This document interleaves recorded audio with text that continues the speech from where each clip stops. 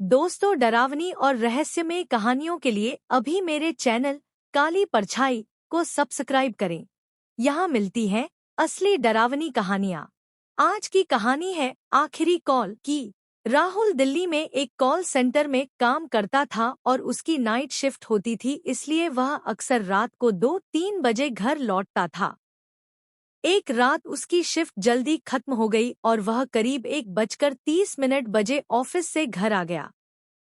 घर आकर वह सोने ही वाला था कि अचानक उसका फोन बजने लगा और स्क्रीन पर एक अनजान नंबर दिखाई दिया। राहुल ने सोचा शायद ऑफिस से जरूरी कॉल होगी, इसलिए उसने कॉल उठा ली, लेकिन फोन उठाते ही दूसरी तरफ से किसी के गहरी सांस लेने की आवाज आ रही थी और कोई बोल नहीं रहा था। राहुल ने हेलो कहा, लेकिन जवाब में सिर्फ सन्नाटा था और कुछ सेकंड बाद कॉल कट गई। उसने ध्यान नहीं दिया, लेकिन 5 मिनट बाद वही नंबर फिर से कॉल करने लगा। इस बार राहुल थोड़ा गुस्सा हो गया और उसने फोन उठाकर पूछा, कौन है, बार बार कॉल क्यों कर रहे हो?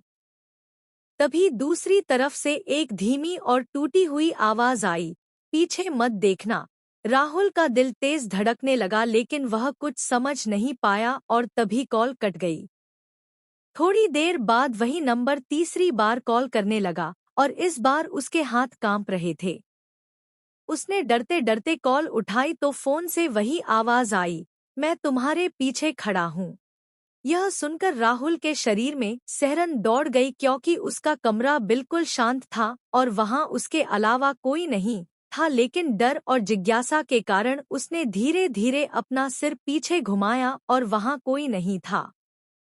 राहुल ने राहत की सांस ली और सोचा कोई मजाक कर रहा है, लेकिन तभी उसका फोन फिर से बजने लगा और इस बार स्क्रीन पर देखकर उसके होश उड़ गए, क्योंकि कॉल उसी के नंबर से आ रही थी। उसने डरते डरते कॉल उठाई और फोन से वही आवाज आई, अब तो तुमने पीछे देख लिया। उसी पल उसके कमरे की लाइट अचानक बंद हो गई और पूरा कमरा अंधेरे में डूब गया और अंधेरे में राहुल को अपने बिल्कुल पीछे किसी के धीरे धीरे सांस लेने की आवाज सुनाई देने लगी। और उस रात के बाद राहुल को किसी ने कभी नहीं देखा, लेकिन कहते हैं कि आज भी अगर रात 2 बजे उस नंबर पर कॉल किया जाए तो फोन उठाने के बाद वही आवाज सुनाई देती है, पीछे मत देखना।